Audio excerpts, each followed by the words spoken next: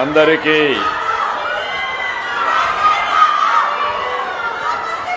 నమస్కారాలు. గౌరవనీయులు ఉప ముఖ్యమంత్రి జనసేన అధినేత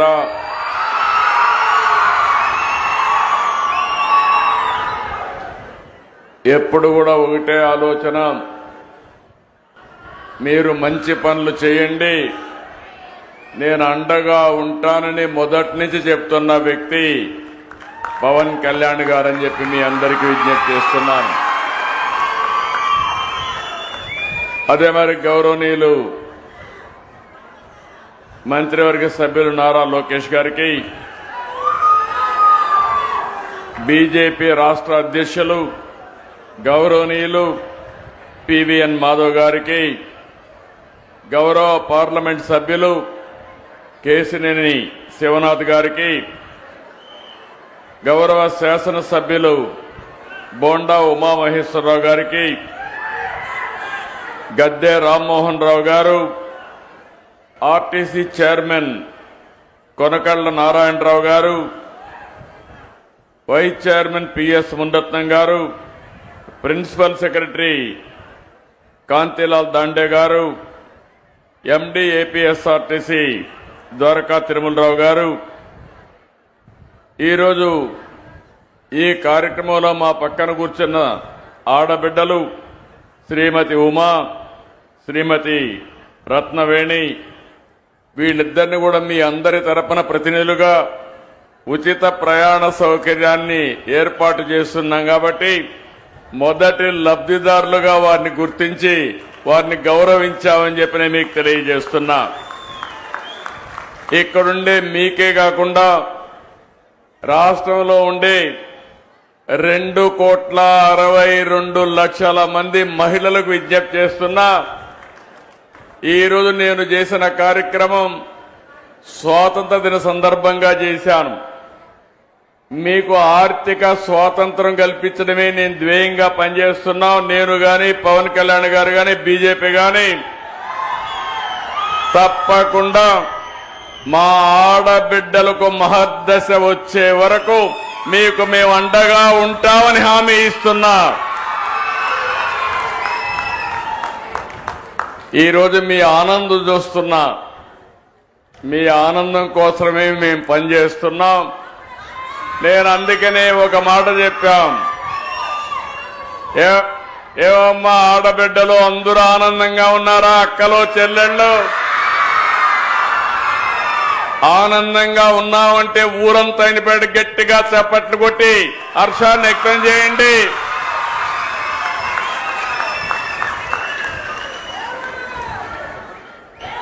అందుకని ప్రధానమంత్రి గారు వికసిత్ భారత్ 2047 తీసుకొస్తే మనం స్వర్ణాంధ్రప్రదేశ్ 2047 తీసుకొచ్చాం. అందులో మీరు చూస్తే ఆరోగ్యం, ఆనందం, ఆదాయం అందరికీ ఉండాలనే ఏకైక లక్ష్యంతో ముందుకు పోతున్నాం. ఈరోజు మీరందరూ చూసినప్పుడు నేను ఇక్కడికి వస్తే దారంతా బస్సులో ప్రయాణం చేశాం. నేను మిత్రుడు పవన్ కళ్యాణ్ గారు మిగిలిన అందరం కలిసి.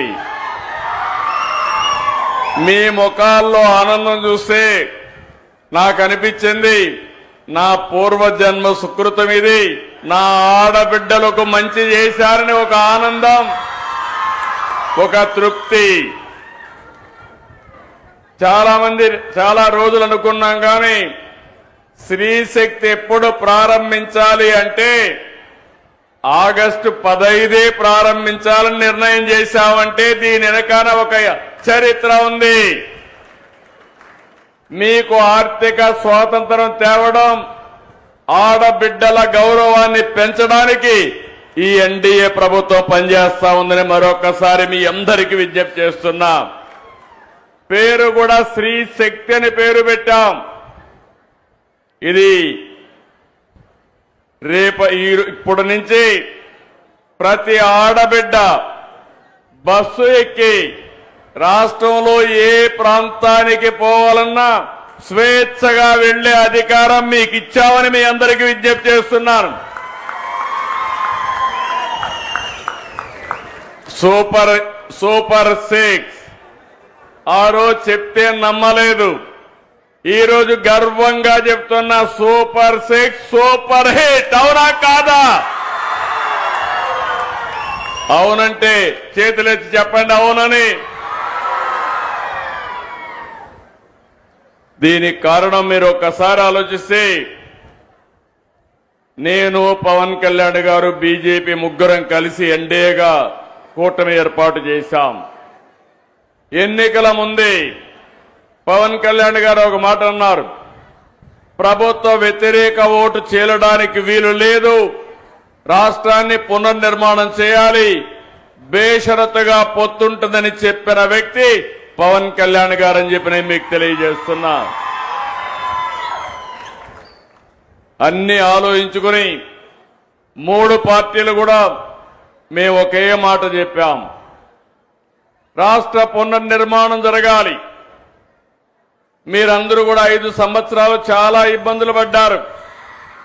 నేను అడుగుతున్నా ఇక్కడే వాళ్ళని, 5 సంవత్సరాల్లో ఎప్పుడన్నా నవ్వారమ్మా మీరని అడుగుతున్నా. ఇంట్లో అయినా ఆనందంగా ఉన్నారా అని మిమ్మల్ని అడుగుతున్నా. రోడ్డు మీదకి వస్తే తిరిగి ఇంటికి పోతామని భరోసా మీకుందా అని అడుగుతున్నా.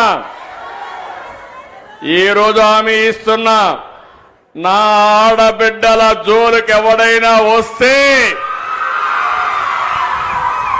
తాట తీస్తా.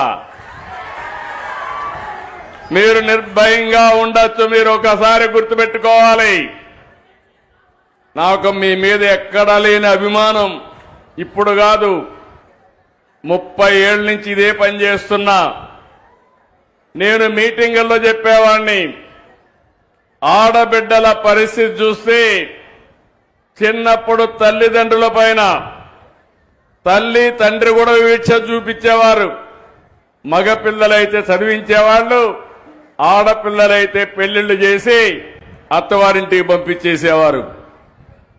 పెద్ద అయిన తర్వాత భర్త పెత్తనం, సినిమాకు పోవాలన్నా లేకుంటే సరదాగా ఒక షాపింగ్కి పోవాలన్నా పర్మిషన్ తీసుకొని వెళ్ళాలి. భర్తకు మాత్రం పర్మిషన్ లేదు, భార్యకు మాత్రం పర్మిషన్ కావాలి. ఆ తర్వాత మీరు ఆలోచిస్తే, మీ కడుపులో పుట్టిన మీ బిడ్డలు పెద్ద అయిన తర్వాత నీకేంది తెలియదులే, నువ్వు వంటింట్లో ఉండు అని చెప్పేవారు. అప్పుడు నా ఆలోచనే డాక్రా సంఘాలు, మెప్మా సంఘాలను విజ్ఞప్తి చేస్తున్నా. ఆ రోజు నేను ఒక మాట చెప్పాను, గుర్తుపెట్టుకోవాలి, మా ఆడబిడ్డలు తెలివితేటల్లో అందరికంటే ఎక్కువ.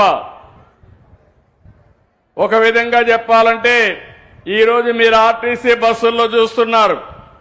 నేను ఆ రోజు ఉద్యోగాల్లో కాలేజ్ సీట్లో రిజర్వేషన్లు పెట్టాను, 33% పెట్టాను.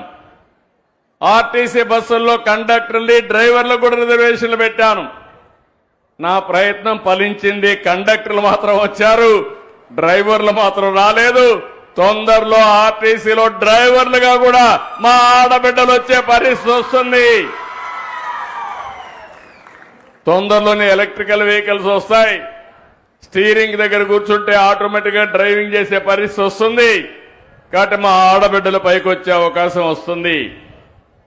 ఆ రోజు నేను డాక్రా సంఘాలు పెట్టి అనేక విషయాలు మీకు నేర్పించాను. ఆఫీస్కి ఎట్టబోవాలో చెప్పాను, ఆదాయాన్ని ఎట్ట పెంచుకోవాలో చెప్పాను. మీరు రూపాయి పొదుపు చేయండి, నేను రూపాయి ఇస్తానని పొదుపు ఉద్యమానికి శ్రీకారం చుట్టాం. మీరు ఫైల్స్ తీసుకెళ్తా ఉంటే మగవాళ్ళు ఎగతాళి చేశారు ఆ రోజు. కానీ ఈరోజు నేను గర్వంగా చెప్పగలుగుతున్నా, ప్రతి ఒక్క కుటుంబంలో ఆ కుటుంబానికి ఆర్థిక ఆసరాగా తయారైంది నా తెలుగింటి ఆడబిడ్డలని మరొక్కసారి విజ్ఞప్తి చేస్తున్నా. సుదీర్ఘ ప్రయాణం. మొట్టమొదటిసారిగా ఈ రాష్ట్రంలో మనం గుర్తుపెట్టుకోవాలి, ఆడబిడ్డలకు ఆస్తిలో సమాన హక్కు ఇచ్చిన నాయకుడు నందమూరి తారక రామారావు గారు. ఆడబిడ్డలు చదువుకోవాలని మహిళా విశ్వవిద్యాలయాన్ని ఏర్పాటు చేసిన వ్యక్తి ఎన్టీఆర్. ఆడబిడ్డలకు కూడా రాజకీయాల్లో ప్రవేశం రావాలని స్థానిక సంస్థల్లో 9% రిజర్వేషన్లు పెట్టిన వ్యక్తి ఎన్టీ రామారావు గారు. ఈరోజు కేంద్రంలో ఉండే ఎన్డీఏ 33% ఆడబిడ్డలకు చట్టసభల్లో రిజర్వేషన్లు పెట్టారు. అది ఈరోజు మనం సాధించిన విజయం. దీనికి మనస్ఫూర్తిగా నరేంద్ర మోడీ గారిని అభినందిస్తున్నానని చెప్పి కూడా నేను మీకు తెలియజేస్తున్నా. ఈరోజు నేను అడుగుతున్నా ఈ కుండే వాళ్ళందరినీ 64 లక్షల మందికి ఎన్టీఆర్ భరోసా పింఛన్లు ఇచ్చాం. మీరు ఒక్కసారి గుర్తుపెట్టుకోవాలి, ఒకప్పుడు మీరు చూస్తే 5 ఏళ్లు పట్టింది 2,000 నుంచి 3,000 చేయడానికి. నేను వస్తానే ఒకే మాట చెప్పాను, ఏప్రిల్ నుంచి ఇస్తానని. పింఛన ఏప్రిల్ నుంచి ఇచ్చామా లేదా అని మిమ్మల్ని అడుగుతున్నా. 64 లక్షల మందికి ఇస్తున్నాం. ఇంకో పక్కన ఆడబిడ్డలున్నారు, తల్లికి వందనం మొన్నే ఇచ్చా. ఎంతమంది పిల్లలుంటే అంతమంది పిల్లలకి 15,000 ఇచ్చామా లేదా అని అడుగుతున్నా. ఇచ్చుంటే గట్టిగా చప్పట్లు కూడా చెప్పండి. మీరు కూడా గుర్తుపెట్టుకోవాలి, ఏదో రాజకీయాల్లో మంచి ప్రభుత్వాన్ని అన్ని పనులు చేసినప్పుడు మాకు ప్రచారం చేసే బాధ్యత ప్రజలే తీసుకోవాల్సిన అవసరం ఉంది. మళ్ళీ మీ భవిష్యత్తుకు నాంది పలకాలన్నా, కంటిన్యూగా మంచి పనులు జరగాలన్నా ఎప్పటికప్పుడు ప్రజా చైతన్యం కూడా చాలా అవసరం అని చెప్పి నేను మీకు తెలియజేస్తున్నా. ఈరోజు అన్నదాత సుఖీభవ పథకం వచ్చిందా లేదా అని ఆడబిడ్డలు అడుగుతున్నా. మీ ఇంట్లో మగవాళ్ళకి అన్నదాత సుఖీభవ కింద కేంద్రం 2,000, మనం 5,000, 47 లక్షల మందికి 7,000 రూపాయలు చొప్పున వేశాం.